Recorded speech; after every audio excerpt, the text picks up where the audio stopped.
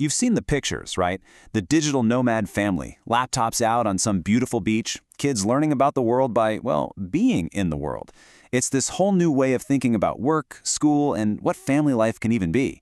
But let's be honest, what's really going on behind that perfect Instagram filter? I mean, this is the dream that pulls so many people in.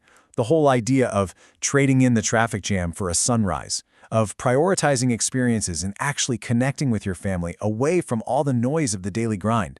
It's a really powerful vision, and for a growing number of people like us, it's becoming a reality. They're convinced this is how you raise kids who are more resilient, curious, and just aware. Okay, but here's the twist. That beautiful adventure can, and often does, collide with a much harsher reality. The dream of freedom gets completely tangled up in burnout from endless planning, a deep sense of loneliness, and yeah, some pretty epic meltdowns when you're thousands of miles from your support system. So the real question is, how do you get the dream without the disaster? Well, that's exactly what we're going to break down. To get there, we've got to start with the biggest question of all. Forget about Wi-Fi speeds and packing lists for a minute. We need to talk about the kids. This is it. This is the big one, and for really good reason. You know, things like stability, friendships, a sense of belonging, that's the bedrock of childhood, right? So how on earth do you provide that when your address changes every few months? Well, it turns out there's actually a name for these kids. For explorers, okay, here's a concept that almost no one talks about unless you're in these circles: the third culture kid, or TCK. Think about it. They're not fully part of their parents' culture, but they're not fully part of the countries they live in either. So instead, they create their own unique identity, this blended third culture. This is the hidden pattern that explains almost everything about their experience.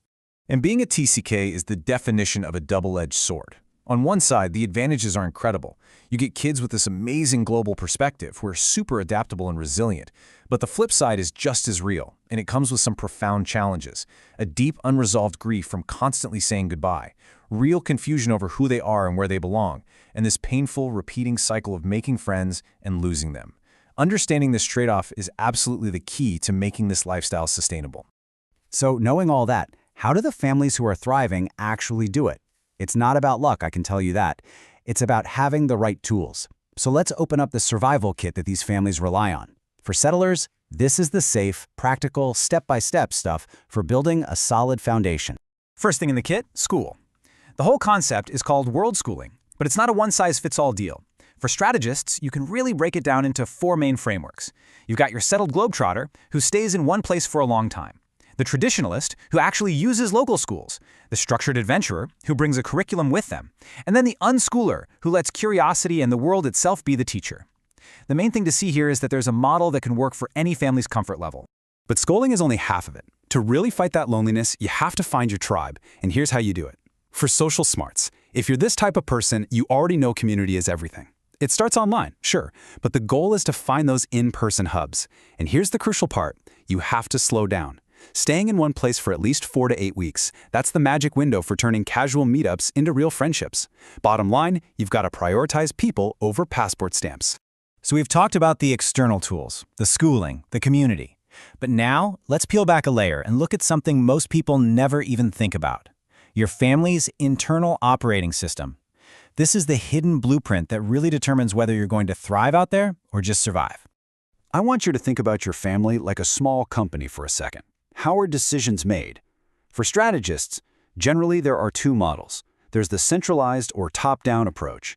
That's where the parents make all the calls. It's consistent, sure, but it can be slow, and the kids might feel like they have no say. Then you have the decentralized model, where you share the decision-making power. That's usually faster and morale is higher, but you might lose some consistency. Both have their pros and cons, but they can both create this dynamic of winners and losers. But what if there was a third way, a more powerful model that gets rid of that whole winners and losers problem altogether? This is where consensus-based decision-making comes in. It's not about voting or majority rules. It's about finding a solution that every single person in the family can genuinely live with and support. And here's how simple it can be. For settlers, seriously, this is a doable, step-by-step process anyone can use. First, you just frame the problem without any blame. So instead of, "Why do you always want to go to the beach?" you say, "Okay, where should we go next?" Step 2, everyone gets to share what they need and what they're worried about. Third, you brainstorm every possible solution, no bad ideas. And finally, you find the one option that everyone can truly get behind. It totally transforms conflict into collaboration. Okay, so you've got your external toolkit and you've dialed in your internal operating system. What's the big payoff for all this work? Well, this is where it all comes together. It's what allows you to build a true sense of home and stability that actually travels with you, no matter where you are in the world. And that brings us to this really important distinction: the difference between routines and rituals. It's a subtle idea, but it's so powerful. Routines are the scaffolding of your day. They're about managing tasks and creating predictability, like setting up the laptop for school at 9 a.m. But rituals are the spirit. They are the symbolic things you do that create emotional connection and family identity, like lighting a specific travel candle every time you arrive in a new place. One gives you structure, the other gives you meaning. So how do you actually craft this portable hearth? For settlers, here are some super concrete examples.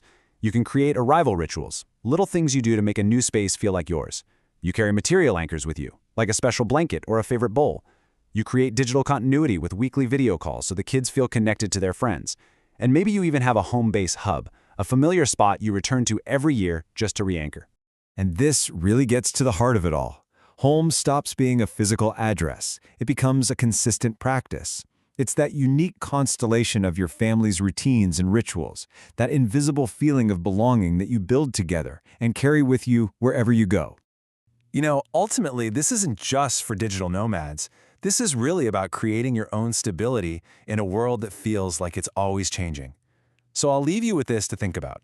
What's one small, meaningful ritual you could start today to build your own portable hearth and make wherever you are feel a little more like home? If this touched your heart, please subscribe, like, and share it with your family. Save this for more meaningful content ahead.